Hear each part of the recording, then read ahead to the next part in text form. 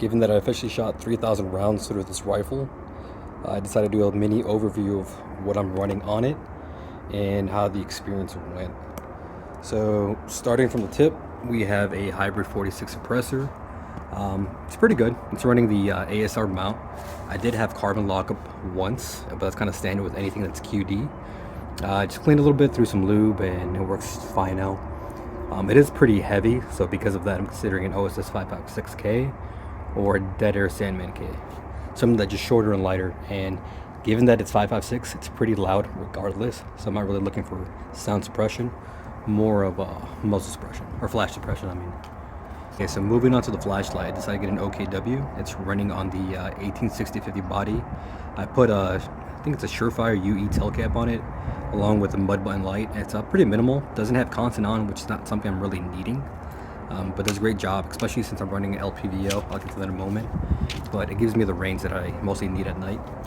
I'm also running the Magpul Bipod. In my opinion, I do think the Atlas Bipod has a lot more features, a lot more durable, and is the overall better bipod. With that being said, for 75 bucks, this is pretty good. I do plan on getting a QD attachment system, because it is I don't use it all the time, and a lot of times you take an Allen wrench and just take it off when I'm not needing it. BCM vertical foregrip, nothing crazy. It does have a slight angle to it. I do prefer this since I do a modified C clamp anyway. I can't do full C. The reason why I go with a vertical grip, especially because it's shorter, I do like some leverage. It works for me. I'm also running a Vortex Razor Gen 3 1 to 10. I've basically had this for about a year now, and it does a phenomenal job. I did take it to a field credit class, 1 to 10, or my apologies. The 1 magnification is really good. The only thing is when you're shooting on the move or from cover, it can be a pain in the ass, which is why I decided to get a 509T from Holosun. It is enclosed body, it is titanium, it's a lot lighter. I was watching a Stage Dynamics video and he proved it to be pretty durable, so I went with it. It's running on a Badger Ordnance C1 mount. I do like this because it's extremely modular. Say if I want to run this optic up here, I can put it there, I can put it back here. I can also put a leveler somewhere around there as well. It's a pretty good option. If you do want to run an RMR, you do have to get a J-arm and an RMR attachment system. I forgot what it was called specifically, but you can get that at Rooftop Defense, or I think Big Tech's Outdoors. There's a lot of places where you can get that at. Regarding the bolt carrier group, it's the Radian bolt carrier group, came with it. I've cleaned it maybe twice. Mostly just lube it. Does a really great job. I've had mil-spec bolt carrier groups. Those ran perfectly well. I will say that this system's a lot smoother. Where, yeah, it's buttery smooth. I can't really complain about that. I am running the Radian charging handle. I did have to order the brown one because it came with black, but that's nothing too crazy. I went with the ACS buttstock as well. Originally it came with a CTR. Wasn't really too big of a fan since it was pretty lightweight, and it did break off the center mass of the rifle, so the rifle was leaning forward a little bit. Then I went with the ACS, and now I think it's a little bit too heavy. I might go with the SOP mod or B5 systems. I'm also running the Magpul MS4 Sling. It does a pretty good job. If you're not wearing a plate carrier or chest rig, you can feel it rubbing against you, but it is tolerable. It's just something I got used to. But it's, like I said, with a plate carrier, you don't really notice it. It's very minimal.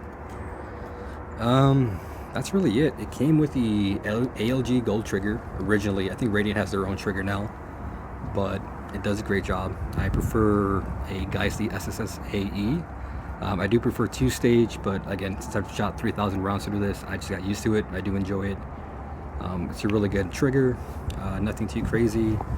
Of course, 45 degree safety. It's a great job, makes it a lot easier to manipulate. That's really it. This is probably my favorite rifle. I've had it since September 2019, I believe. It's been with me in multiple classes and not a single complaint. So yeah, thanks for looking.